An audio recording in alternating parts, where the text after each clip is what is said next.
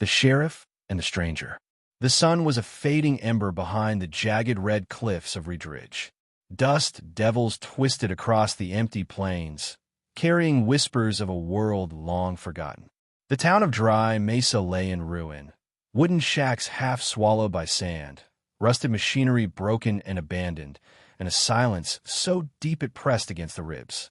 Jace Thorn stood alone on the cracked porch of the old sheriff's office, his weathered boots planted firmly, hands resting on the worn leather holsters that carried his revolvers.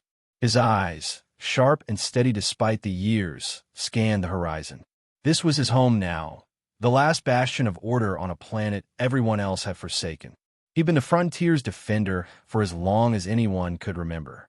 Once, he'd fought for a dream of civilization, a place where settlers could carve out a life free from the corruption of the core worlds. Now, all that remained were ghosts. Jace's fingers itched near the trigger.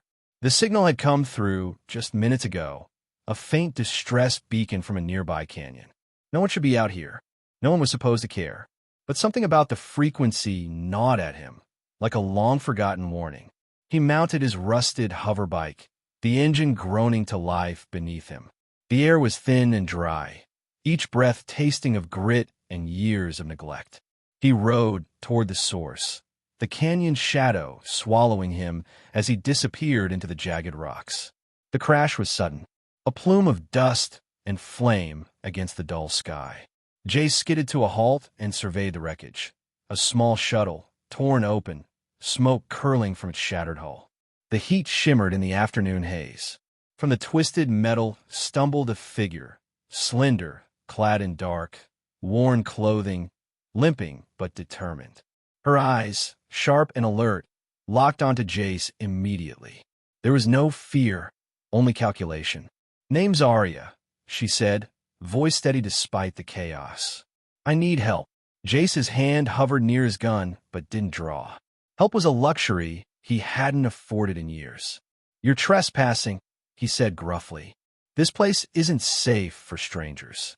She winced as she collapsed against a rock, clutching a deep cut on her arm. "I'm being hunted. If you turn me in, I won't last a day." Jace scanned the horizon. The canyon was quiet for now, but he knew the silence could break any moment. "Why come here? This world's dead." "Because it's off the grid," Aria answered, eyes flicking toward the jagged cliffs. "Because if they find me, they'll come for you too." Jace frowned. Trust was a currency long spent on Ridge. Still, something about her told him she wasn't a liar. He dismounted and pulled a canteen from his belt, holding it out. "One night, that's all you get." She hesitated, then took the water gratefully. "Thank you." The sun dipped lower, the shadows stretching like fingers across Dry Mesa. Back at the sheriff's office, Jace cleared a cot and set up a makeshift medical kit.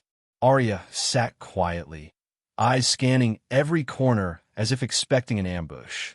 "Why not run?" Jace asked as he wrapped her wound. "Because running only gets you so far," she replied. "Besides, someone sent a team to this planet, looking for me." Jace's jaw tightened. Bandits, mercs, bounty hunters, it didn't matter. They all came with one goal: death or capture.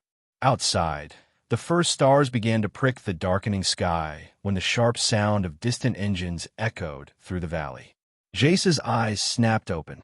"They found you." Aria rose slowly, steadiness returning to her voice. "We don't have much time." Together, they moved to the back door, weapons drawn. The faint glow of scout ships danced above the cliffs. Jace gritted his teeth. "You're not alone anymore." Aria's gaze softened for a fraction of a second. Maybe that's not such a bad thing. As the first blaster shots rang out in the night, Jace realized the frontier wasn't done fighting. Not yet. And for the first time in years, neither was he. Ashes of the past. Morning came pale and cold over Ridge, washing Dry Mesa in a faint gray light. The dust had settled, but the tension lingered, like smoke that refused to clear.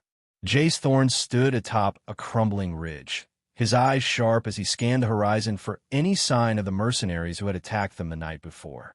The canyon where Aria's shuttle had crashed still bore scars, scorched earth and shattered rocks, a silent testament to the battle.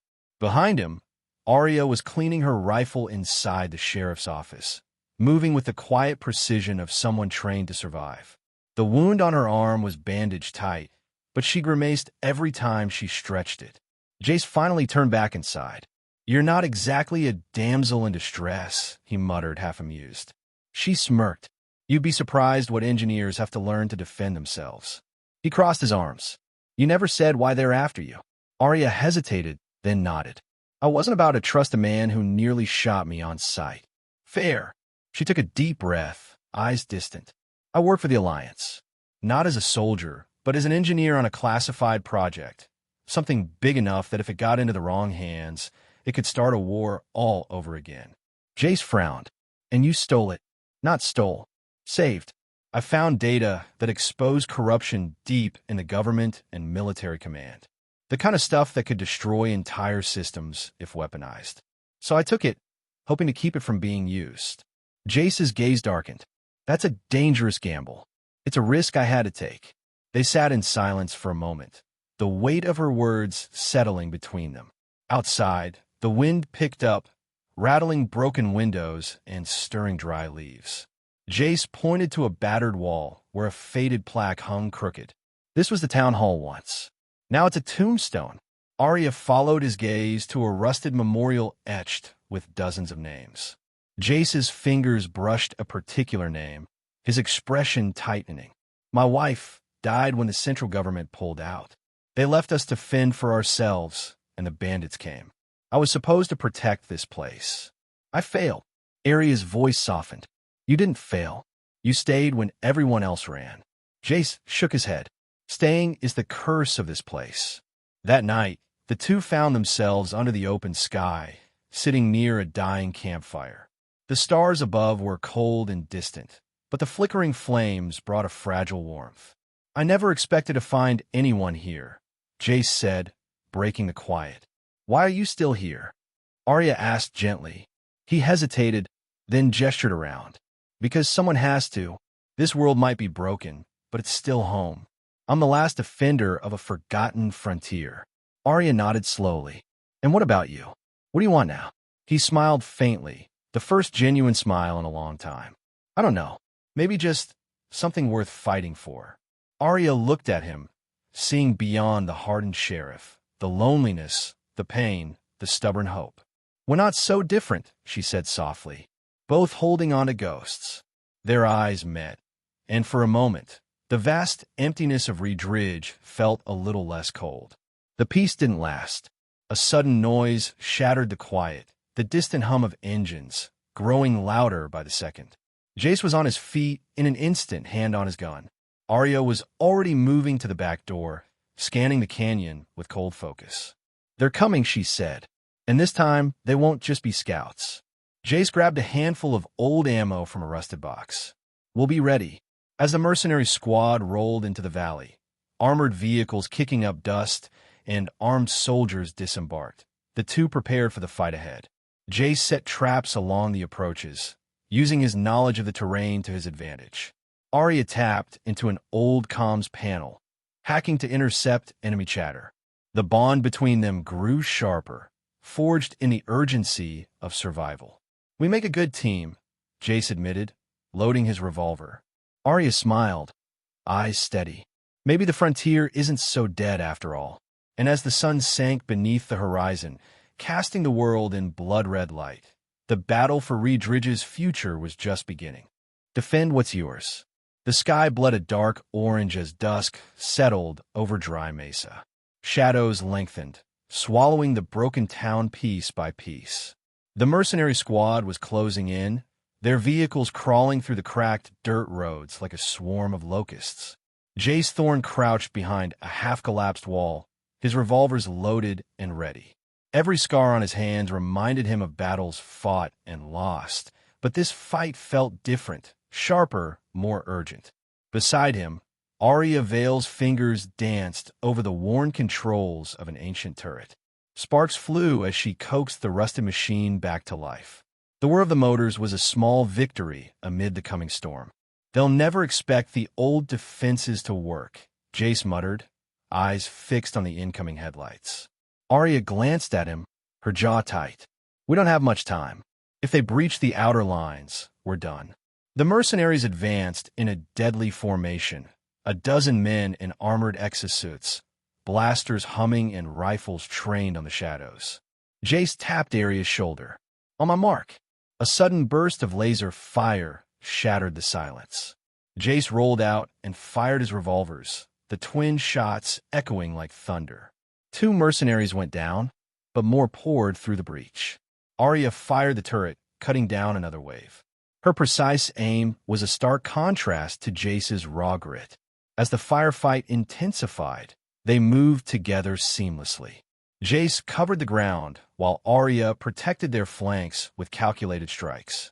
In the chaos, their fears and doubts faded, replaced by a fierce trust. Suddenly, a blaster bolt grazed Jace's shoulder. He grunted, but didn't falter. "Got you," Aria shouted, stepping forward to take out the shooter with a well-aimed shot. Blood oozed from Jace's wound, but he waved her off. "Keep moving." The battle surged through the ruined streets, each side gaining ground and losing it just as fast. Jace ducked behind a toppled statue, breath heavy.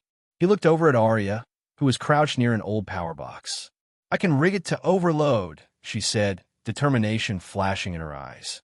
"Take out their vehicles." Jace nodded. "Do it." She worked quickly, fingers steady despite the rising tension. Sparks leapt as she connected wires, and then a pulse of energy surged through the streets.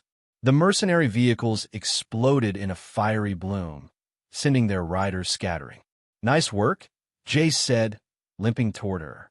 "Couldn't have done it without you," Aria replied, offering a brief smile.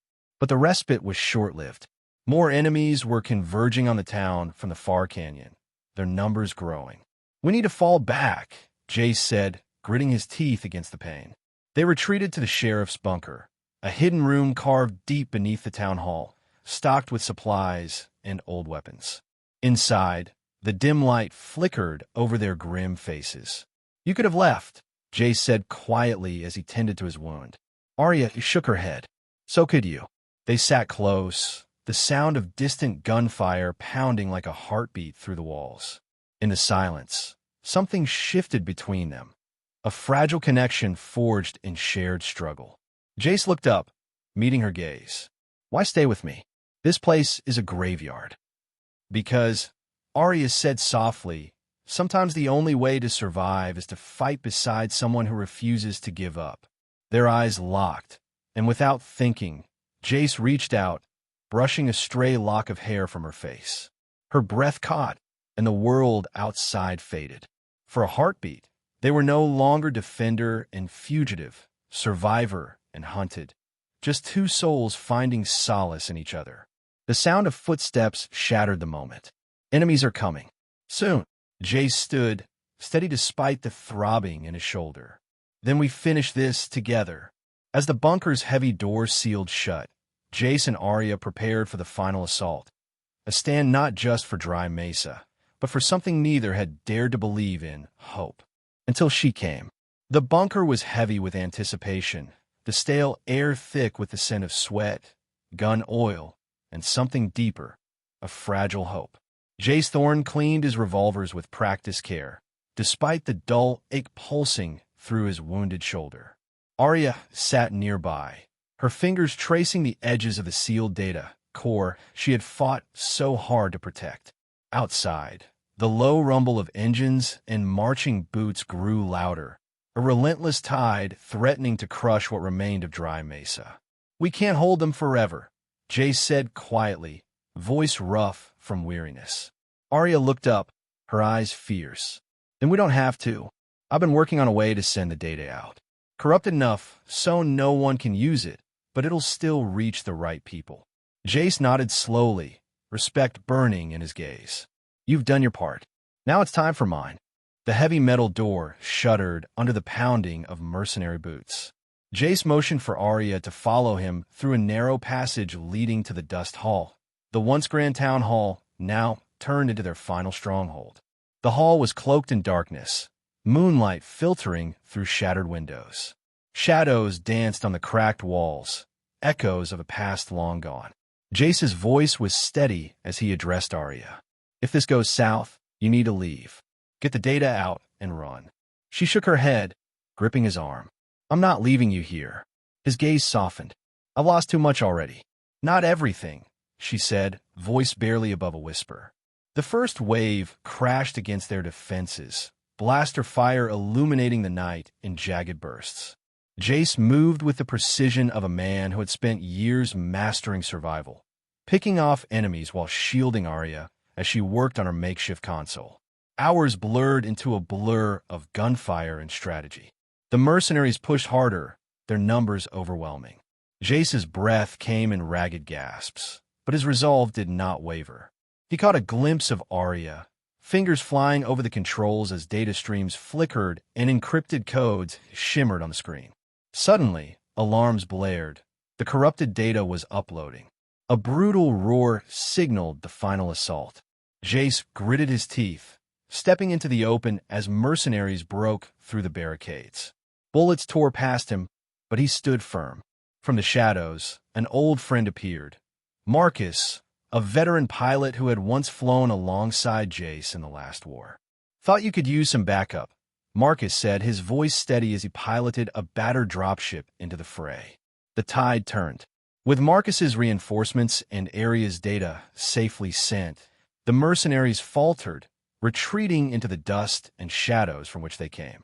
As silence reclaimed dry mesa, Jace sank to his knees, exhaustion washing over him. Aria knelt beside him, brushing a hand across his bruised face. "You're not alone anymore," she whispered.